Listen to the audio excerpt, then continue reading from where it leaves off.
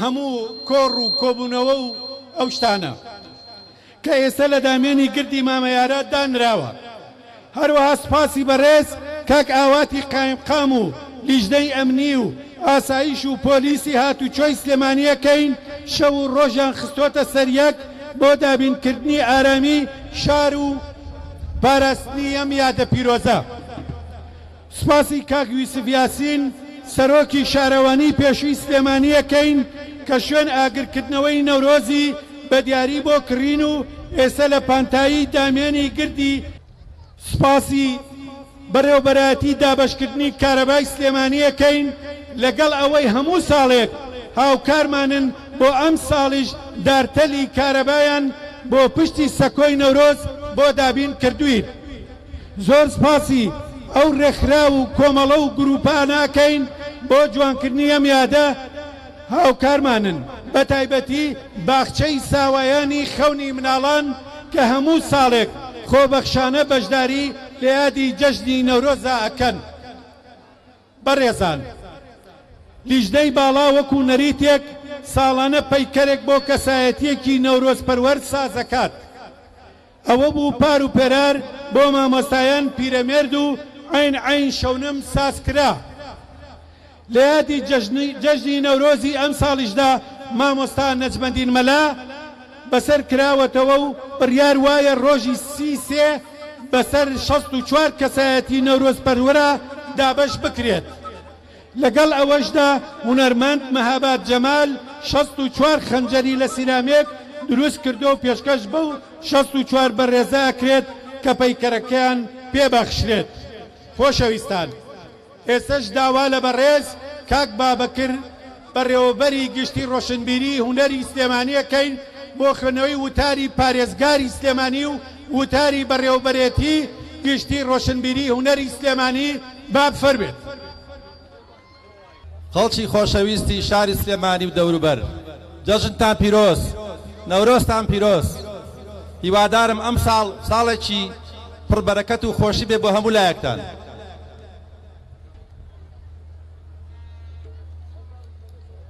سەرەتا بە ناوی بەڕێز پارێزگاری سلێمانی و بەڕێوەبەرایەتی گشتی ڕۆشنبیری هونەری سلێمانیەوە بەدڵ بە خێراتتان ئەکەم و هیوادارم ژیانتان پڕ بێ لە خۆشی. هاوڵاتیانی بەڕێز و خۆشەویست، سڵاوتان لێبێ و جەژنی نەورۆزتان پیرۆز. هیوادارین ساڵی نوێ لە هەموو لایەکتان پیرۆز بێ. پیرۆز بێ لەگەلی کورد لە سەرانسەری کوردستان، لە هەر چوار پارچەی کوردستان بەسەر جەمنەتەوە و کەمنەتەواتیەکانیەوە.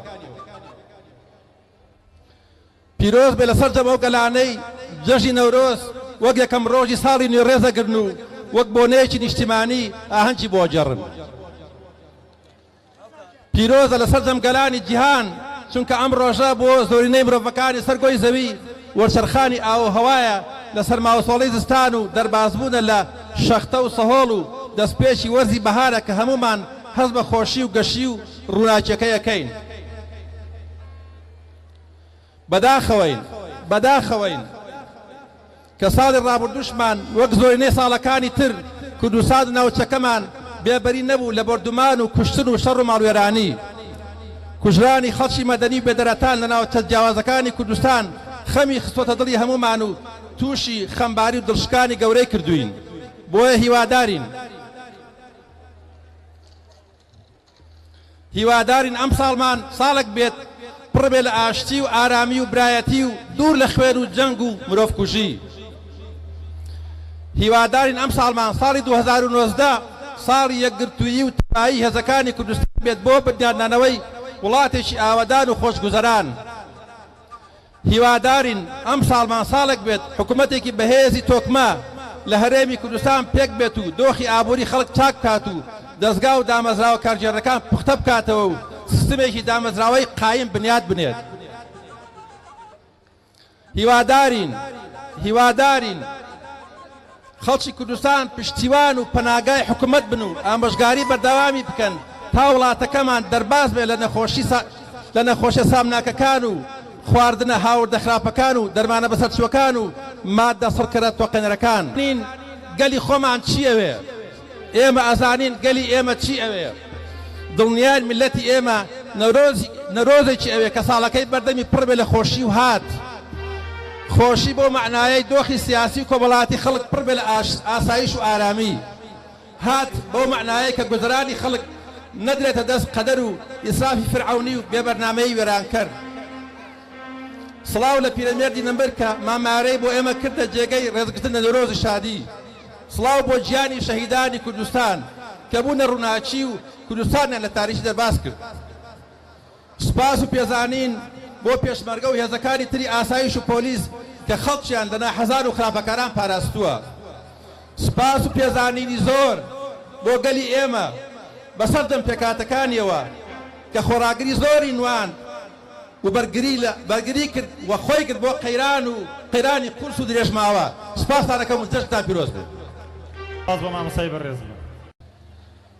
بەنای خۆی گەورە و میهرەبان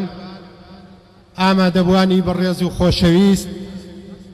بەرگ پۆشانی کوردی ئاڵ و واڵای شاری سلێمانی و دەوروبەری لە شاری پایتەختی ڕۆشنبیری و شارە حەیاتەکە و لە بناری گردی مامەیارە و گۆڕی حەزرەتی پیرەمێردا بەناوی ئەنجومەنی پارێزگای سلێمانیەوە خۆشحاڵ و سپاستانەکەین بۆ ئامادەبوونتان لەم شوێنە پیرۆزە و پیرۆزبایی ئەنجومەنی پارێزگای سلێمانی هی ساڵی نوێی کوردی بەهار نەورۆز گوڵە نێرگز ڕاپەڕین لە هەموویەوەی بەڕێز و خۆشەویست و هەموو پارێزگای سلێمانی و دەوروبەری ئەکەین و پیرۆزبایی خۆمان ئاراستەی خانەوادەی سەربەرزی هەموو شەهیدانی کورد و کوردستان و هەموو پێشمەرگە قارەمانەکانەکەین ئومێد دەکەین خەڵکی شاری سلێمانی وەک هەمیشە لە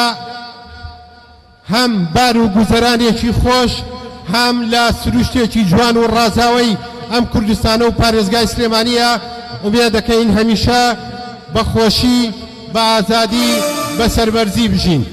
لە هەمان کاتە داواکەین لە حکومەتی هەرێمی کوردستان لە سەرکردایەتی هەموو حیزبە سیاسیەکان چاوێک بخشێنەوە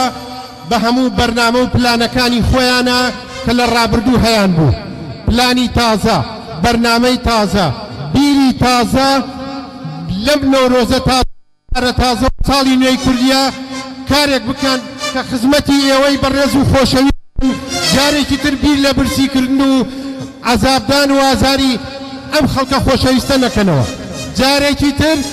بایی لە هەموو لایەکەکەین ئومێد دەکەین هەموو لایەکان بەردەوام لە خۆشی و شادیا بن بەهارتان پیرۆز جارێکی تر نەورۆزتان پیرۆز و جەژنی ڕاپەڕین و ئەم سروشتە جوانەتان پیرۆز سپاس بۆ لیژنەی ئامادەکات مامۆستا شەوکەی بێکەس دەڵێ تازە هی منی خۆم نیم تازە منی خۆم نیم ئەم سەرە بووە بەسەری هەڵە هەورێکی ئاسمانی سلەیمانی و ئەم گەروە بۆ بە شمشاڵێکی سەر ئاوپەر و دەستەکانم بوون بە دەستی دوو جۆگەی دەرسیم و قاچەکانم بوون بە قاچی جوانوێکی ناو عەفرین ئێستاش هونەرمەندی بەڕێز کاک سیوان زیرەک فەرمێ بۆ سەر شانۆ بۆ پێشکەشکردنی سروودی نەورۆز تکاکەین لە لیژنەی باڵای ئامادەکاری یادی جەژنی نەورۆز بێنە سەر شانۆ بۆ هاوبەشی لە کۆرسدا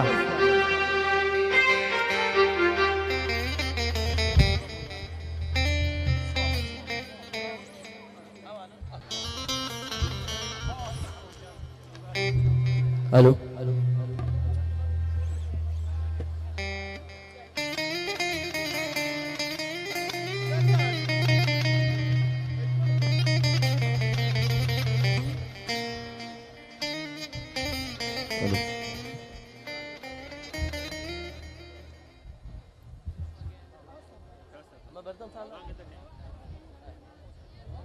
ئاوا ئەجوڵم بۆی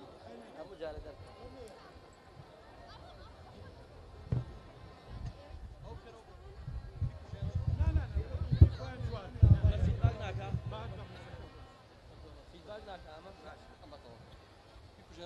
الو الو الو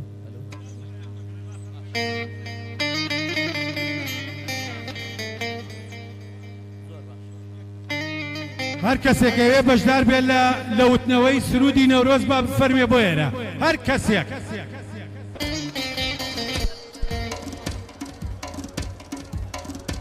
بەخێرەتنی هەموو لایەک دەکەین بەخێر بێن سەر و سەرچاو بە ناوی سافی بەرنامەوە هیوادارین بتوانین ئەمڕۆ خزمەتیان بکەین لەقەت ئەو حەقی ئێوە بەکاتون بێنە بەخێر بێن سەر و سەرچاو وەتکایە هەر کەسێ توانی لەگەڵمان نەورۆز بڵێتەوە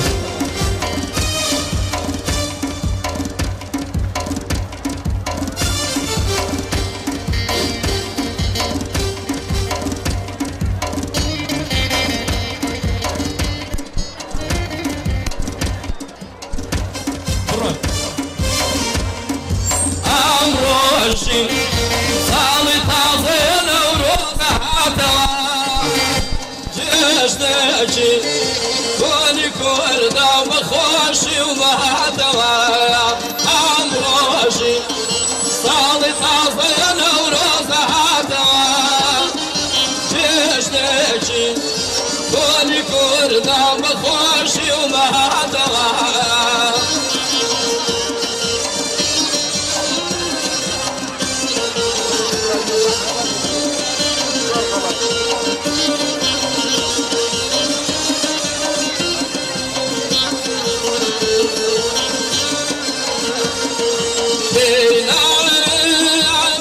شهيدي وترشي ونوقرين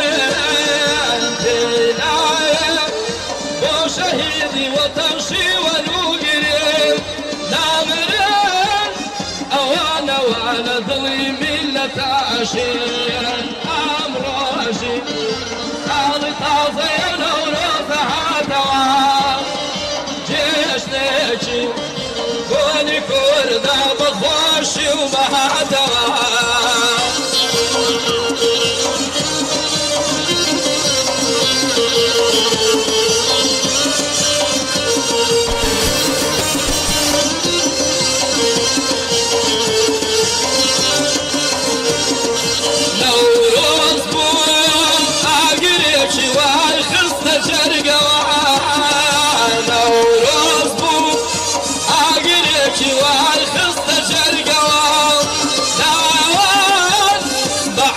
أسود بغرة وفير مرقوايا أمروشي صالي طافية نوروثة هاتوا جيش نيكي كوني كوردا بخوشي وبهاتوايا أمروشي صالي طافية نوروثة هاتوا جيش نيكي كوني كوردا بخوشي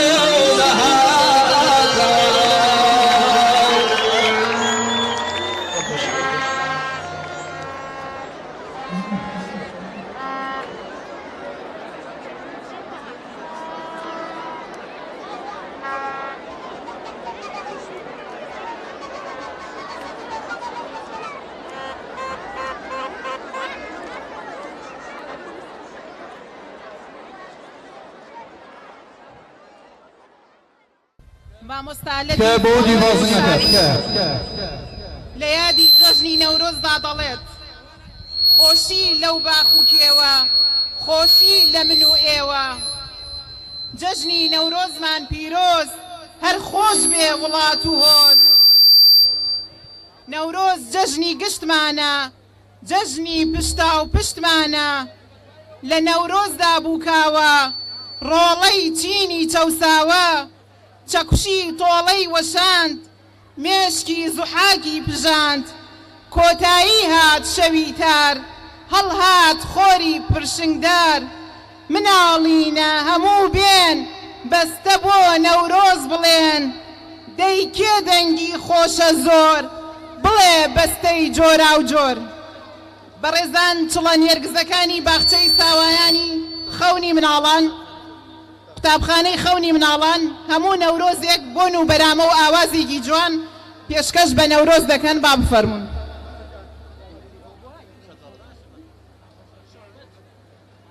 قوتابخانەی خەونی مناڵان با بفەرمون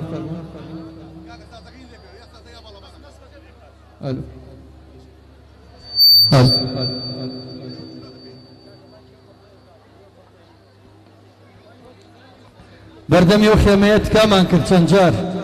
تکایە بەردەمی خێمەکە و ئەم دیوبازنەکە کەسی لە نەبێ لەغێ چاودێرەکان و ڕاگەیان نەکات کە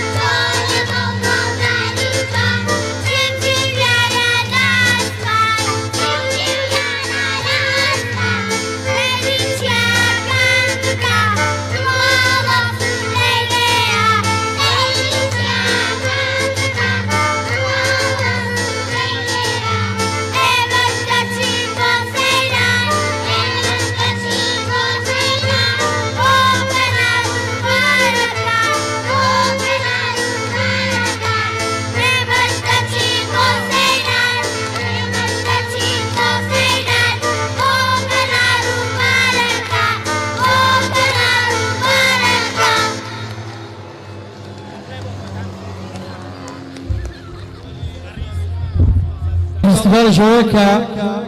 نەوە بە دوایەوە مناڵانیش ئەبێ لەم بۆنە و شادیا لەگەڵمان بن وەکو سەرجەم چین و تۆشەکانی تر. ئێستا ئاهەنگەکەمان بەردەوامە بەدەنگی پۆستەوی دارە بە شمشاڵی کوردی قالەمەڕا بەدەنگی بە ژەنینی شمشاڵی کاکە جوانڕۆی باڵەبان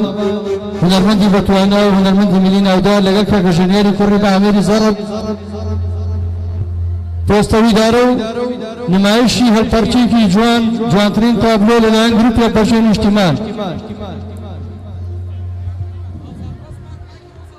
گروپی پەرچەی ئەستێرەکان ببێرن گروپی پەرچەی ئەستێرەکان تابلۆی پەرچێ لەگەڵ پۆستەوی دارە لەگەڵ هەردوو ژەنیاری بەتوانە باوکی تر کاکە جوانڕۆ و کاکە ژەنیار